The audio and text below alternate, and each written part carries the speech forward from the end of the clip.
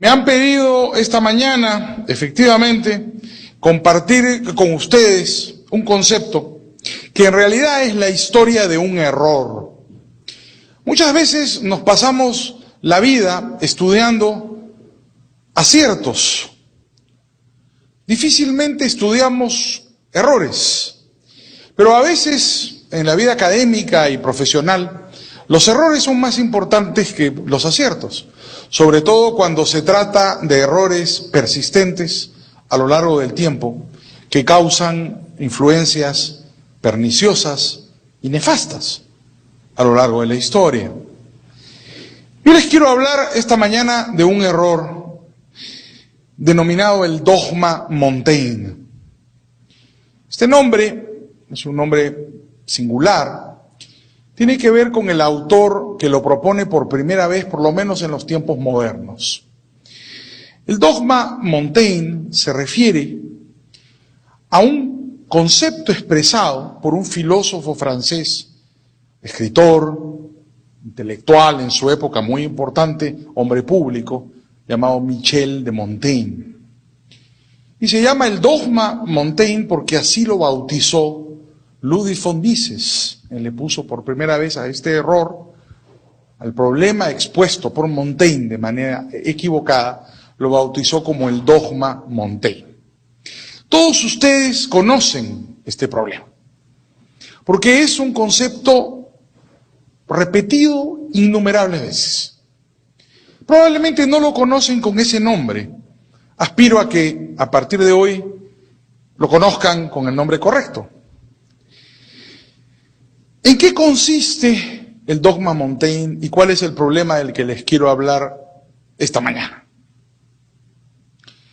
Mucha gente cree que la riqueza de unos es producto de la pobreza de los demás. Pensar que quien se enriquece es a costa de otro es una idea muy difundida.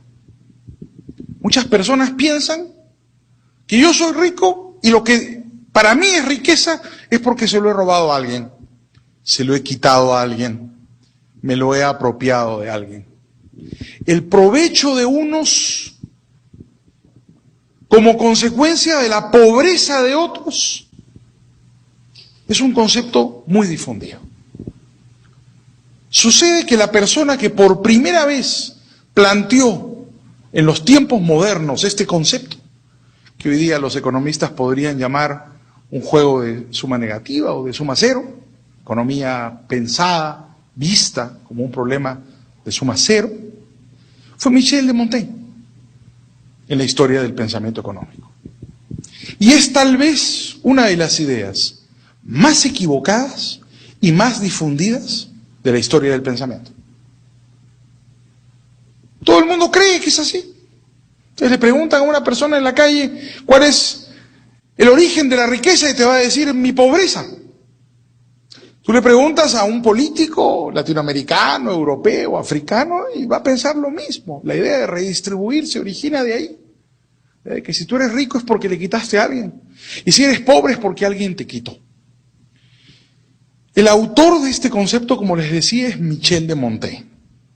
Y está expresado por primera vez de esta manera en el ensayo 22 del libro segundo del famoso trabajo que tiene por nombre Los ensayos, precisamente de Michel de Montaigne. Quisiera a lo largo de la próxima hora explicarles un poco el origen de este concepto, quién era Michel de Montaigne, las consecuencias que la difusión de este error ha tenido en el pensamiento contemporáneo. Michel de Montaigne fue un personaje bastante singular. Era de una familia rica. Fue un hombre en su época influyente y poderoso. Llegó a ser alcalde de Burdeos. Pero un buen día, a los 30 años de edad, 30 y pocos, se retiró del mundo. Se metió a su castillo y decidió no salir más y dedicarse solamente a la contemplación, a redactar y escribir algunos trabajos muy importantes y a la vida intelectual. La vida de Michel de Montaigne es una vida bastante curiosa porque, en primer lugar, muchas cosas en Michel de Montaigne son falsas. En primer lugar, su nombre. Él no se llamaba Michel de Montaigne. Una traducción hispánica de su trabajo, hecha por Diego Cisneros en el siglo XVII, lo traduce a él como Miguel de la Montaña, ¿no? Michel de Montaigne es literalmente Miguel de la Montaña. Él se llamaba Michel Eiquem López de Villanueva. Su padre, Pierre Eiquem, había sido un hombre inmensamente rico que recibe un título nobiliario por pelear con Francisco I las campañas de Italia. Pero su familia era una familia de comerciantes en Burdeos. De origen misterioso, no ha quedado claro si tiene alguna ascendencia o no judía por el lado de padre. En todo caso, el apellido de Eiquem es un apellido antiguo en la zona de Burdeos. La madre, como suena, López de Villanueva, era una española. En realidad es nieta de un judío converso español que en Zaragoza cambia su apellido de Pasagón a López de Villanueva. Es una cristiana nueva. Entonces, Michel de Montaigne no se llamaba Montaigne, se llamaba Michel Eiquem López de Villanueva. Y se autobautiza como Michel de Montaigne por el castillo en la montaña que fue comprado por su abuelo y al que él se retira a vivir poco después de cumplir los 30 años. Entonces, es un personaje misterioso y complejo. Michel de Montaigne es muy importante en la historia de la filosofía y en la historia de la literatura. Es considerado un filósofo en tránsito hacia la filosofía moderna. Descartes y los grandes autores de la filosofía moderna, Leibniz, escriben en el siglo XVII, él escribe en el siglo XVI. Y no es un hombre del Renacimiento, está en tránsito del Renacimiento a la filosofía moderna. Y es fundador, es creador de un género literario, llamados los ensayos. Hoy día, ¿quién no conoce qué es un ensayo? ¿No? Inclusive en algunos colegios, universidades, te piden como una tarea académica escribir un ensayo. Bueno, el ensayo lo inventó Michel de Montaigne. Así como la novela es obra de Snorri Sturluson, autor de sagas islandesas, el ensayo es un invento de Michel de Montaigne. No hay ensayos antes de Michel de Montaigne. De hecho, su obra más importante se llama Ensayos, en 3 tomos, que es una colección de, como dice el nombre, ensayos. El ensayo es un género literario particular. Es una obra breve, una reflexión subjetiva, escrita muchas veces en forma dialogal de preguntas y respuestas, ¿no? Desordenada, donde se plantea una reflexión. Hasta hoy así son los ensayos. Mucha gente escribe ensayos y el ensayo es una reflexión personal sobre un problema.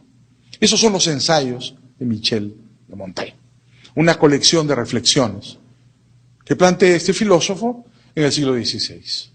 Montaigne vive en una época muy difícil, las guerras de religión, y él mismo tiene una participación donde trata de alguna manera de evitar la violencia en Francia. Es muy amigo, por ejemplo, de Enrique IV, Enrique de Navarra, que se convierte del protestantismo al catolicismo y asume el reino de Francia. El autor de esa frase famosa, París, bien vale una misa. Montaigne fue su amigo.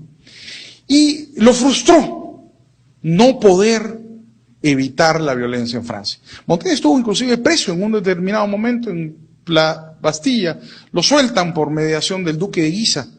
En esa época era el malo de la película, era el jefe de la Liga Católica. Michel de Montaigne era supuestamente, no obstante, sus antepasados judíos, ¿no? Y la presencia de una madre conversa, López de Villanueva, Antonieta López de Villanueva, él pasaba por ser un católico. Michel de Montaigne, vista la frustración que le plantea la violencia de las guerras de religión, pese a que llega a ser elegido alcalde de Burdeos en 1580, él había publicado poco antes los 2 primeros tomos de los ensayos, de sus ensayos, el tercero lo publica después, decide retirarse de la vía pública. Michel de Montaigne es un hombre muy importante en su época. Y escribe estos ensayos donde toca diferentes temas. ¿Cuál era la posición filosófica de Michel de Montaigne? Él era un escéptico. Si ustedes leen las biografías de Michel de Montaigne, cualquier libro de historia de la filosofía está largamente citado, es un personaje importante, verán que se le califica como escéptico. Inclusive Copleston habla de neopirrónico, porque él cita permanentemente a Sexto Empírico. Entonces, podría ser tenido como una especie de antecesor del relativismo. Era un hombre que consideraba que la filosofía era el ejercicio del espíritu libre y de la razón natural. Y escribió estos ensayos, que eran muy novedosos en su época, desde un punto de vista estrictamente subjetivo, como reflexiones personales. El ensayo 22, en este contexto, que lleva además por título El provecho de unos es la pobreza de otros, da origen a la difusión de este error, de un error que podemos considerar universal. Montaigne cree que la causa de la riqueza es la pobreza de los demás. Que tú solo te puedes hacer rico si otros se hacen pobres. Que lo que uno gana es a costa de otro. Que nunca se puede ganar algo sin perjudicar a otra persona. La influencia de Montaigne fue enorme hasta hoy. Como les decía, en primer lugar, porque fundó un género literario que todo el mundo utiliza, los ensayos. Y en segundo lugar, porque esta visión escéptica, personal, individual, individualista, subjetivista, influyó enormemente en el pensamiento occidental. Y podría decirse, siguiendo a von Mises, que el dogma Montaigne es tal vez uno de los errores económicos más difundidos por la filosofía y que más daño ha causado a lo largo de los tiempos. Michel de Montaigne fue un personaje bastante extraño y singular. Verán ustedes que en la historia de la filosofía han habido algunos niños víctimas de sus padres que han sufrido mucho. Uno fue, por ejemplo, John Stuart Mill, más cerca de nosotros.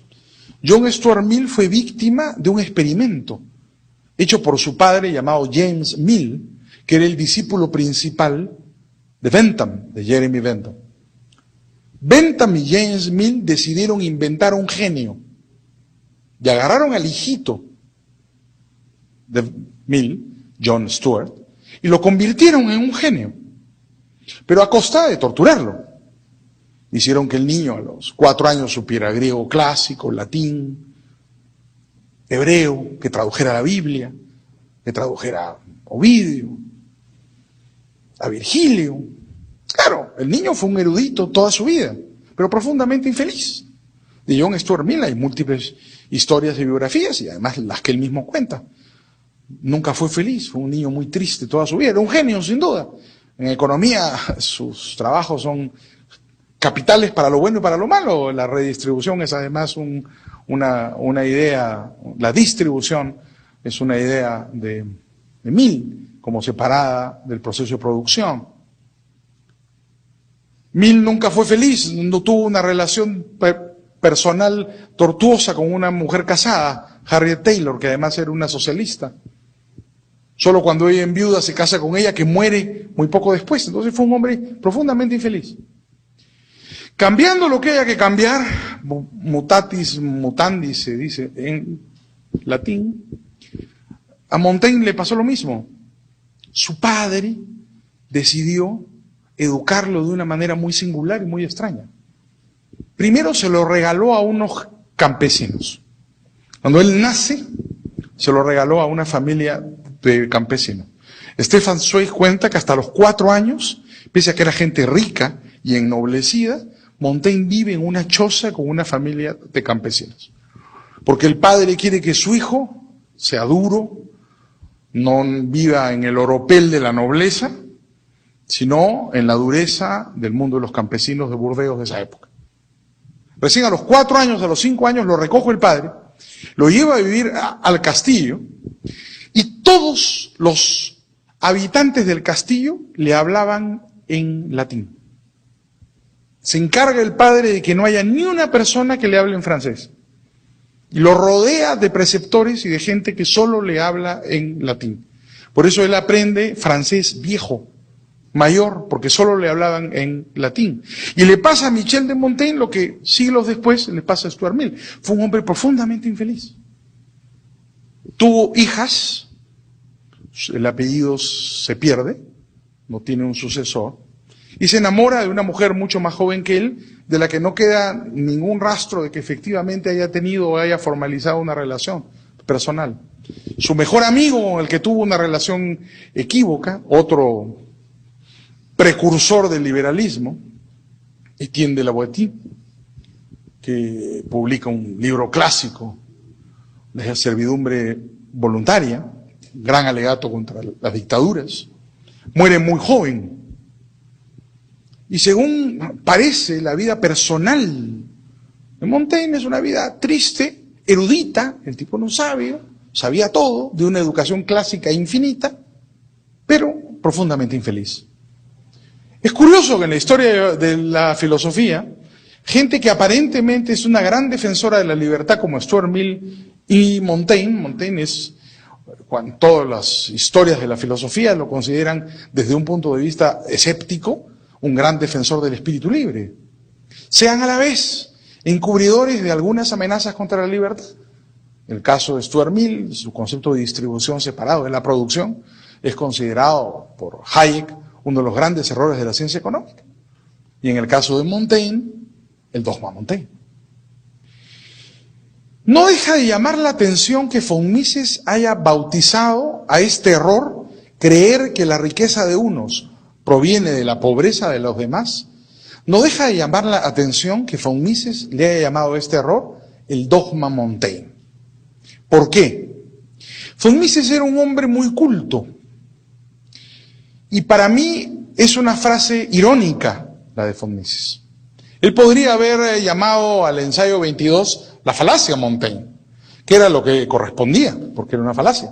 Suponer que la riqueza de unos es a costa de la pobreza de otros es una falacia. Él no le llamó la falacia, le llamó el dogma Montaigne. ¿Por qué? Porque estaba usando un nombre irónico, o un término irónico. Montaigne en la historia de la filosofía es el rey del escepticismo. Entonces, decir que el fundador del escepticismo creó un dogma es hacer una broma, ese es un private joke. Von Mises estaba diciendo, o estaba acusando al fundador del escepticismo de ser tan dogmático como los dogmáticos que él pretendía rebatir, ¿no? El fundador del escepticismo sería el fundador de un dogma, que es precisamente una contradicción absoluta con la filosofía de Montaigne. Podríamos detenernos en Montaigne todo un curso, lamentablemente no tenemos tiempo para eso, y en realidad más nos interesan las consecuencias de sus ideas que su propia biografía. Pero uno con el pasar de los años va descubriendo que no puede entender los conceptos si no entiende a las personas. Uno cuando es joven tiende a menospreciar a las personas y a darle más valor a las ideas que a las personas. Con el correr de las décadas uno va descubriendo que en realidad lo importante son las personas y que uno no entiende completamente el sentido de una idea si no conoce cabalmente a la persona que la produjo. En el caso del denominado dogma, la personalidad de Montaigne creo que se encuentra implícita y merece, desde mi punto de vista, atención.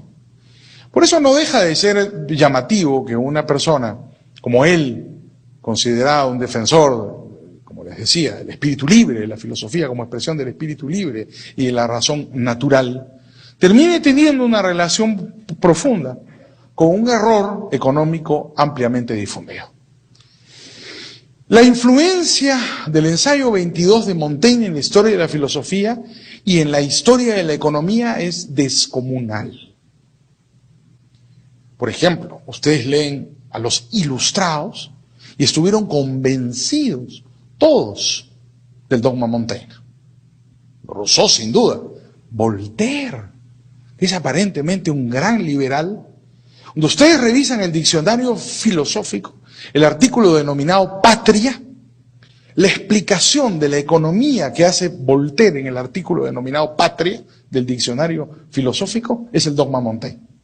No lo cita, no dice como decía Montaigne, no, pero hace toda la explicación de la riqueza y la pobreza planteada como un juego de suma cero. Yo soy rico si te robo. Y no hay otra manera de que una nación o un pueblo se enriquezca sino a costa de quitarle a otro pueblo o a otra nación. Lamentablemente, hasta hoy, la influencia de estas ideas se repite de una forma sistemática. Escuchamos los mensajes de los políticos, escuchamos muchos supuestos análisis de los economistas y vamos a encontrar esta misma idea, la suposición de que la riqueza se origina en la pobreza de los demás. Esto es consecuencia de no entender el funcionamiento del sistema económico. Consecuencia de suponer, por ejemplo, que el valor económico es objetivo. Si nosotros entendemos que el valor es objetivo, obviamente vamos a llegar rápidamente a la conclusión de que la economía es un juego de suma cero, donde la riqueza de unos es a consecuencia de la pobreza de otros. Si entendemos, por el contrario, que el valor es subjetivo, esta conclusión es imposible. Mucha gente sigue pensando, lamentablemente, que el valor es objetivo y que el valor es una cualidad de la cosa, cuando en realidad el valor es subjetivo. El valor no está en la cosa, el valor lo atribuimos a las cosas en función de la utilidad o la escasez que las cosas tienen. Es exterior, es una opinión que las personas le damos a las cosas.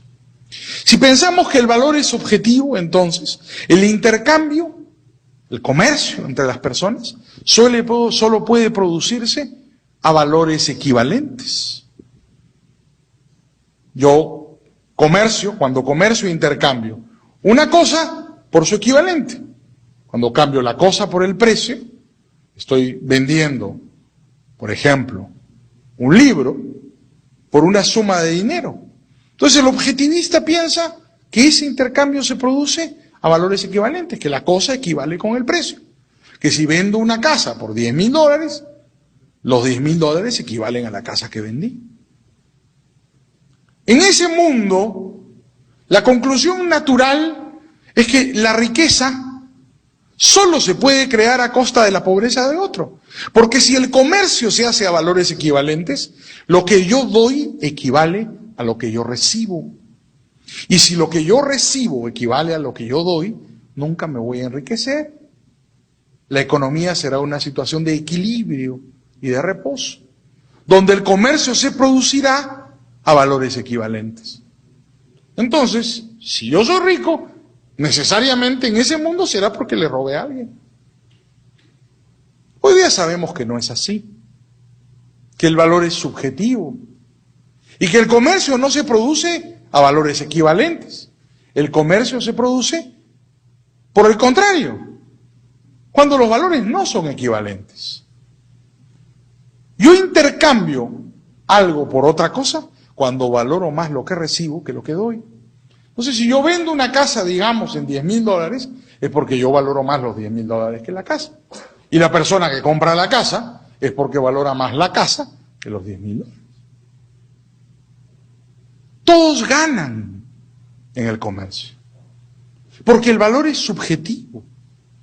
El intercambio solo es posible, solo se produce cuando las dos personas que comercian ganan. ¿Y eso es posible? Sí, porque el valor es subjetivo. Siendo subjetivo el valor, para ti la casa vale más que el dinero. Y para mí el dinero vale más que la casa. Yo gano porque valoro más el dinero, tú ganas porque valoras más la casa. La economía entonces no está en equilibrio, ni es un juego de suma cero, es un juego de suma positiva. Montaigne se equivocó. La riqueza no proviene de la pobreza. La riqueza de unos no es a costa de la pobreza de los demás. Lamentablemente, este concepto no es visto así. Mucha gente sigue pensando que la pobreza y la riqueza se condicionan y que la riqueza de unos es a costa de la pobreza de otros. Se repite el dogma Montaigne. Y por eso von Mises, de una manera irónica, ¿no?, ironizaba cuando le atribuía correctamente al fundador del escepticismo moderno ser el autor de un pesado dogma que hasta hoy se repite incansablemente. Debe incluirse entonces en las lecturas obligatorias de los cursos de economía el ensayo 22 de Montaigne. Porque hay que estudiar también los grandes errores de la ciencia económica. El ensayo 22 tiene una media paginita.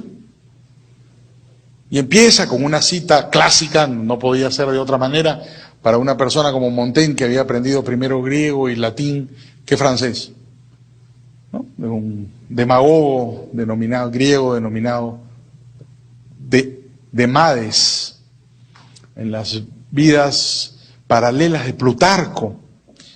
Plutarco compara la biografía de Demades, citado al principio del ensayo de Montaigne, con la biografía de Phocion.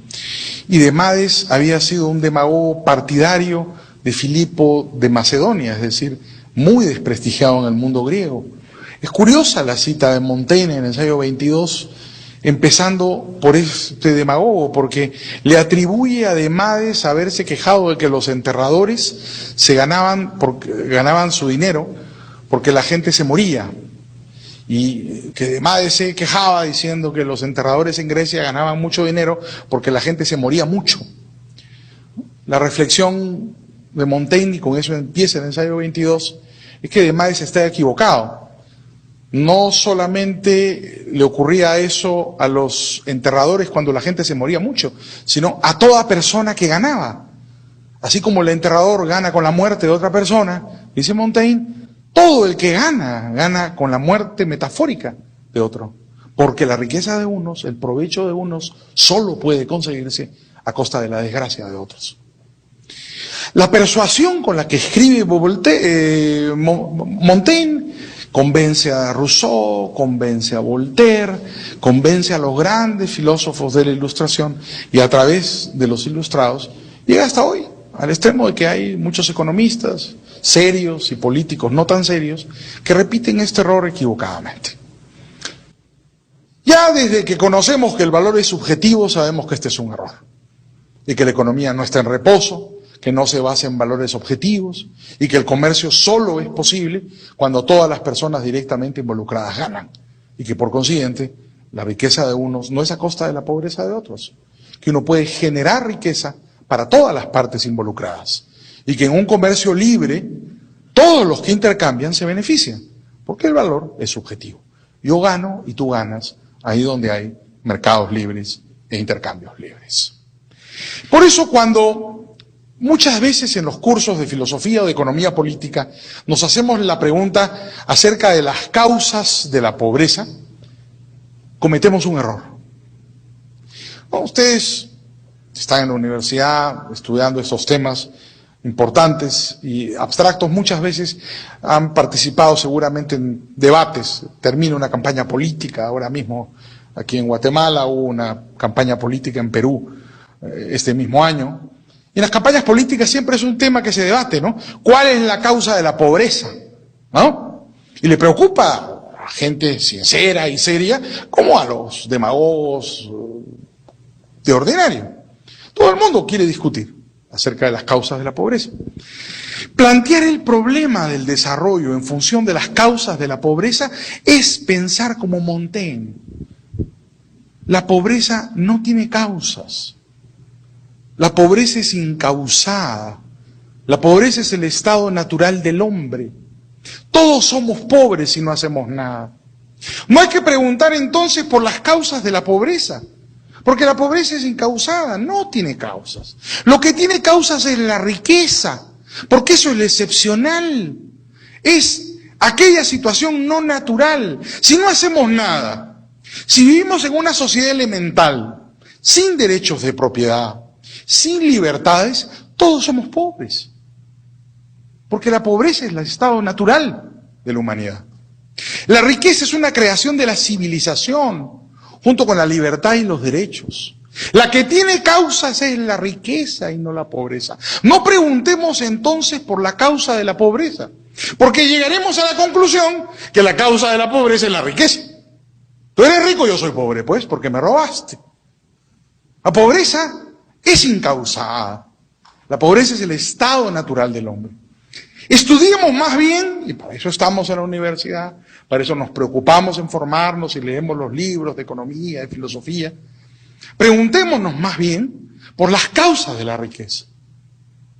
Las causas de la riqueza son el trabajo honesto, la propiedad, la estructura institucional, la contratación y los mercados, el desarrollo de los mercados. La riqueza es un producto de la civilización, es una creación de la libertad, es una consecuencia del desarrollo del espíritu humano. No nacemos ricos. La sociedad humana elemental y simple no es rica, es pobre. La riqueza se construye en base al trabajo. Y es producto evolutivo de ensayo y error, de instituciones que se mejoran y se perfeccionan a lo largo de los tiempos, donde se respetan las consecuencias del trabajo personal. Entonces, la pobreza es incausada. La que tiene causas es la riqueza. Cuando Montaigne propuso o planteó el problema que Mises le llama del dogma, Montaigne, estaba pensando en lo contrario. Estaba pensando en que la causa de la pobreza es la riqueza. Y que la gente era pobre porque había otra gente rica, que le había quitado a la gente pobre algo. Y que por consiguiente, si repartíamos lo que existía, no iban a haber pobres, tampoco iban a haber ricos. Todos íbamos a ser iguales. Como hemos dicho ya varias veces en lo que va el transcurso de esta exposición, eso es un error. Pero ¿de qué manera se ha difundido ese error? Nuestra obligación es entonces, como estudiantes de filosofía, de la economía, del comportamiento en las instituciones políticas y jurídicas, es no solamente estudiar los aciertos de la teoría de los grandes intelectuales, sino también sus errores. La primera vez que yo escuché sobre el dogma Montaigne fue en Lima el año 1979. Y se lo escuché a una persona que ustedes probablemente han conocido mejor que yo, al Muso Ayao. Había terminado su explicación acerca del desarrollo, las causas del desarrollo, cuando un periodista le hizo una pregunta precisamente acerca de la pobreza en América Latina. Y el Muso le hizo una explicación como él hizo, muy brillante, en la que le contó una historia. Y la historia que el Muso le contó es la historia del dogma Montaigne. Muchas veces a los economistas les cuesta contar historias. Esto tiene que ver con la importancia del pensamiento matemático y la introducción de las técnicas de las ciencias exactas en el mundo de la economía. Y los economistas prefieren hablar en fórmulas, ¿no?, o en curvas, o en planteamientos de tipo económico, de tipo matemático formal, que utilizando una metáfora, una historia, ¿no?, que contar las cosas con palabras, prefieren contarlas con números. El Muso, que si bien no era economista, profesional por lo menos, pero que era un economista sin duda autodidacta, no había perdido la capacidad de asombrar a su auditorio contando una historia. Y recuerdo perfectamente hasta hoy que le contó la historia del dogma Montaigne al periodista. Y a partir de ahí me causó una profunda impresión la existencia de esta historia que he tratado de contarles yo también esta mañana, con menos erudición y simpatía que el Muso tuvo. Para que vean que es posible contar historias para explicar conceptos abstractos. Y muchas veces tengamos claro y tengamos presente que no hay que renunciar a presentar una historia y a contar una historia porque es la mejor manera de argumentar. Para defender la libertad, muchas veces utilizamos números y conceptos abstractos, cuando podemos recurrir a pequeñas historias personales como esta, el filósofo francés, metido en su castillo, asqueado por las guerras de religión, un día decide escribir, y escribe sobre muchas cosas, sobre muchas escribe muy bien, pero entre ellas produce un error. Este error de creer que la riqueza de unos es la causa de la pobreza de otros, y que ese error ha tenido consecuencias lamentablemente dramáticas en la historia del pensamiento contemporáneo. Por eso es tan importante ser conscientes del trabajo intelectual, de las consecuencias que el trabajo intelectual tiene. Una vez cuando es joven aspira a cambiar el mundo y quiere cambiar el mundo siendo un político, siendo un empresario, siendo un creador, siendo un artista. También se cambia el mundo diciendo cosas en las clases, escribiendo libros y artículos. Se cambia el mundo también en el acierto y también en el error.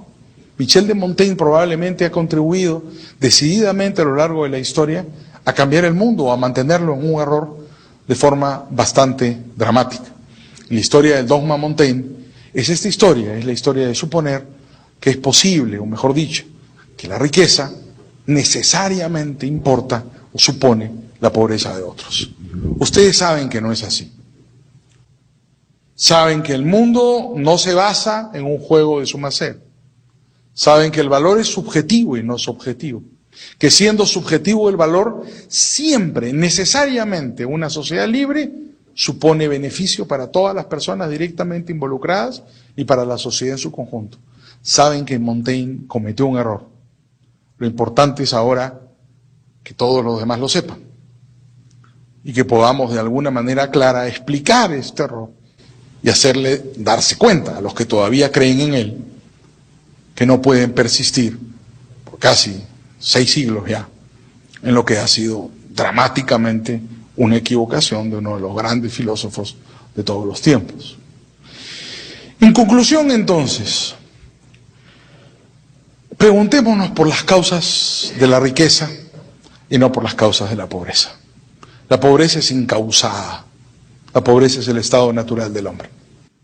Las causas de la riqueza son las que merecen estudio.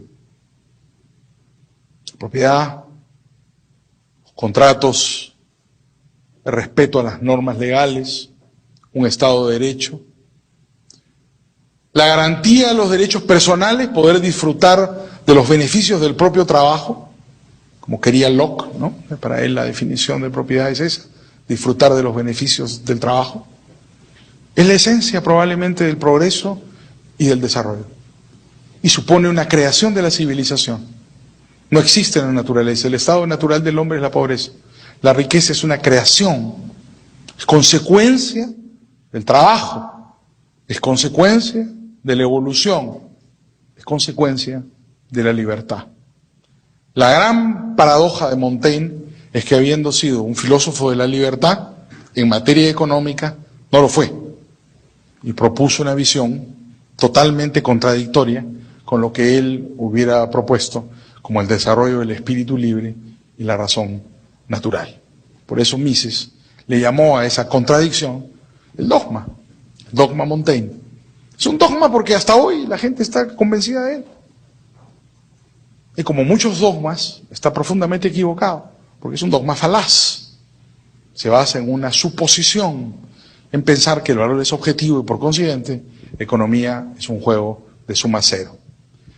Uno de los libritos más difundidos del mundo precisamente tenía por título ese. Y uno de los conceptos fundamentales que él quiso explicar fue el que denominó el principio del intercambio.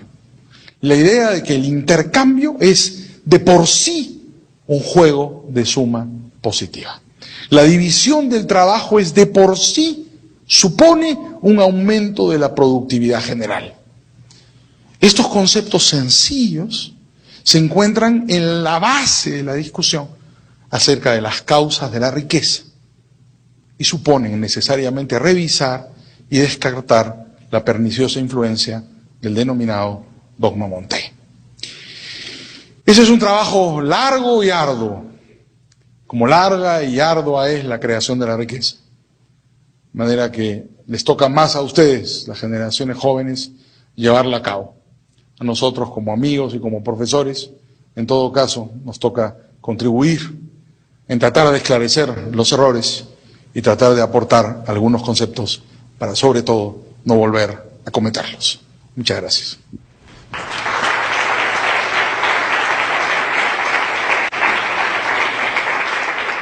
¿Qué tanto crees que esta creencia general, forma de ver el mundo, que incluso, como mencionaste, llega hasta la Ilustración, que predomina en la época de Montaigne, se debe al ordenamiento político, jurídico y social que venían heredando estas generaciones? Estamos saliendo del feudalismo, no estando en una sociedad, digamos, liberal, con generalización de la propiedad privada y de derechos individuales, sino más bien saliendo de una evolución histórica donde, por ejemplo, el feudalismo, que de alguna manera sí descansa sobre ese dogma. ¿Qué tanto crees tú? ¿Cuáles son los factores que hacen que predominara esta idea? Todos los autores son hijos de sus tiempos. Naturalmente, Montaigne, que vivió en un tiempo de transición muy convulso, además con las guerras de religión, fue hijo de las creencias de sus tiempos. Él tenía además un gran conocimiento clásico, era un hombre de una cultura infinita. Entonces, probablemente él estaba muy impresionado además por el pensamiento clásico. Lo definitivo, sin embargo, lo curioso, no es tanto que Montaigne haya sido un hijo de sus tiempos y haya expresado, por ejemplo, en el libro de los ensayos y particularmente en el ensayo 22, una idea de este tipo, ¿no? Sino que ese error sigue hasta hoy. A la hora que ustedes conversan con un economista socialista, cree en el juego de suma cero, ¿no? Es decir, fácilmente a la hora que uno habla, ya no con un político que probablemente no tiene idea muy clara de lo que pretende, pero en fin, así suele ser en todas partes, pero sí con un economista socialista o socialdemócrata, partidario, por ejemplo, de la redistribución, todo su análisis se basa en plantear la economía como problema distributivo, que finalmente es suponer un juego de suma cero. Y dice, mira, acá hay un problema, vamos a quitarle a este para darle a estos de acá, porque este tiene mucho. Eso es puro Montaigne. Lo impresionante es cómo esta idea se difundió y se cree. Si ustedes leen, por ejemplo, alguna literatura católica, muchas de las encíclicas, claro, uno puede tener la filiación religiosa que uno crea, pero en materia de discusión académica tampoco eso es una materia de fe, menos la teoría económica. Verán ustedes que muchas de las encíclicas se basan en la misma idea, en que hay un juego de suma cero y que es necesaria algún tipo de participación estatal o de la autoridad para corregir ese juego de suma cero donde alguien se beneficia a costa de otro. Lo impresionante de las ideas de Montaigne fue su difusión y su persistencia a lo largo del tiempo. Todo el mundo cree que es así. No todo el mundo, mucha gente cree que es así. Y es manifiestamente un error. Hay instituciones, por ejemplo, en el mundo del derecho, que se basan en esa idea. No, este no es un curso de derecho, pero digamos, por ejemplo, hay una institución que se llama la lesión. La lesión es una institución del mundo del derecho en la cual, cuando en un contrato de compraventa el precio es un precio vil, el juez puede anular ese contrato de compraventa para devolverle equivalencia a las prestaciones del contrato. Eso se basa en la misma idea, en la idea de que la economía es un juego de suma cero. Entonces, la persistencia de este concepto y su difusión es sumamente impresionante. Hay mucha gente que no sabe que Montaigne lo ha propuesto. Yo estoy seguro que Voltaire, en el diccionario filosófico, sabía que era una idea de Montaigne. Voltaire también era un hombre infinitamente culto, no lo cita Montaigne, porque claro, Montaigne es un hombre del viejo régimen. En esa época, para un ilustrado, citar a un hombre del viejo régimen, un reaccionario. Montaigne es visto en esa época como un reaccionario. Lo que le pasa a Montaigne es muy curioso. En el siglo XVII ponen a los ensayos en el índice. En el XVII, Montaigne es visto más bien como una suerte de revolucionario, está en el índice, los ensayos. En el XVIII es visto como un hombre del viejo mundo. Y en el siglo XIX se le recuerda más en las clases de literatura que en las de filosofía, como el creador de un género literario, ¿no? Pero fue así un hombre de una influencia perdurable. Lo curioso es eso, es decir, yo sí creo, como piensas tú, que él es hijo de su tiempo y que sus ideas son perfectamente inteligibles en el determinado momento histórico que le toca vivir. Pero lo impresionante es la fortuna que tienen, ¿no? Él logra vender esto, lo hace además, la manera como lo presenta, ¿no? La riqueza de unos es consecuencia de la pobreza de los demás.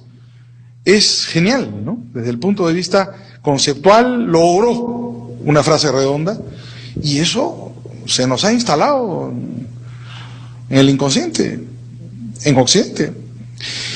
En América española la recepción de Montaigne es tardía, como estuvo en el índice en el siglo XVII, llega recién con los trabajos de Feijó, que ya es en el siglo XVIII.